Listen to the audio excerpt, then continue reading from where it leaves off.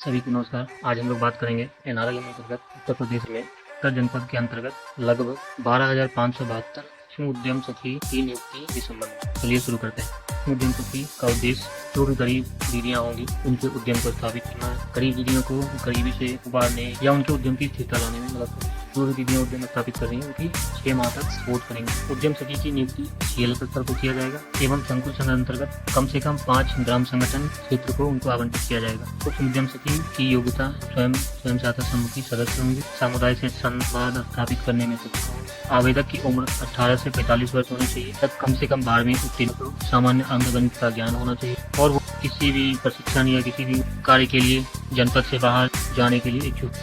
तो सखी की चयन की प्रक्रिया में पहले आवेदन CLF स्तर पर जमा करना हो, तत्पश्चात लिखित परीक्षा आयोजित की जाएगी जिसमें वो कम से कम 40% प्राप्तांक प्राप्त करने हो, तभी अगर तक चयन हेतु बढ़ पाएंगे। अगर प्राप्ति समान हो तो विधवा अथवा दिव्यांग को वरीयता प्रदान की जाएगी। सूक्ष्म उद्यम सखी के कार्य एवं दायित्व, उनका काम नए एवं पुराने उद्यम को स्थापित करना हो, स्थापित उद्यम का बिजनेस प्लान तैयार CLF स्तर पर प्रस्तुत करना होगा, संबंधित उद्यमी को ऋण प्राप्त करने में सहायता दिलाना होगा, ऋण की जो नियम एवं शर्तें हैं उनका पालन कराना होगा एवं एक उद्यम को लगभग 6 माह तक सूक्ष्म उद्यम सखी सपोर्ट करेंगे। जनपद एवं विकास खंड स्तरीय जितनी प्रशिक्षण होंगी उसमें वो प्रतिभाग करेंगे तथा माह में कम से कम एक उद्यम स्थापित करना अनिवार्य होगा।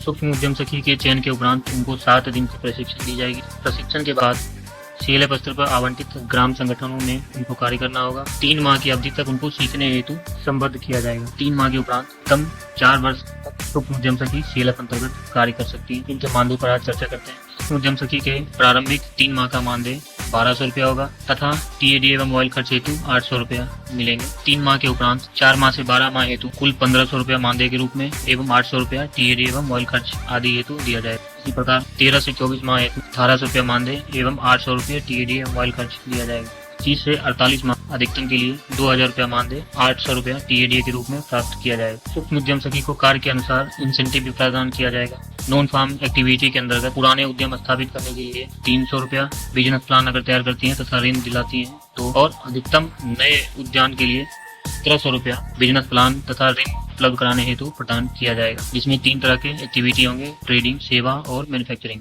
सूक्ष्म सखी को मानदेय कैसे प्राप्त होगा उसके लिए सर्वप्रथम CLF एवं उद्योग सखी के साथ MOU समझौता पत्र हस्ताक्षरित किया जाएगा। कार्य की समीक्षा के लिए CLF दिन तय करेगा जिसमें उनके सभी कार्य पर चर्चा की जाएगी और मानदेय तथा इंसेंटिव कैलकुलेट किया जाएगा। समीक्षा के उपरांत उनकी मानदेय एवं इंसेंटिव को DMMU अथवा मिशन मुख्यालय को प्रेषित किया जाएगा तथा मिशन मुख्यालय द्वारा संसूचित मानदेय सूक्ष्म उद्यम सखी के खाते में या CLF के खाते में नियोजित किया जाएगा। तो उद्यम सखी की समीक्षा एवं मूल्यांकन हेतु प्रति माह CLF द्वारा समीक्षा की जाएगी। जनपद स्तर पर या ब्लॉक स्तर पर 3 माह में एक बार उपायुक्त स्वतः रोजगार महोदय DMM महोदय द्वारा 1 दिवस समीक्षा की जाएगी। अगर सूक्ष्म सखी की कार्य समीक्षा के उपरांत संतोषजनक नहीं पाया जाएगा तो उस नोडल CLF द्वारा संबंधित सूक्ष्म सखी के कार्य की जानकारी उपायुक्त स्वतः रोजगार महोदय को प्रेषित की जाएगी। उपायुक्त स्वतः रोजगार महोदय के माध्यम से जांच के सूक्ष्म उद्यम सखी की सेवा समाप्ति की जा सकती है। सूक्ष्म सखी की आवेदन प्राप्त करने के लिए आप अपने निकटतम विकास संपर्क कर सकते हैं तथा आवेदन पूर्णतः भरत नजदीकी CLF में जमा कर सकते हैं ताकि आप आयोजित लिखित परीक्षा में प्रतिभाग करने का अवसर प्राप्त हो सके और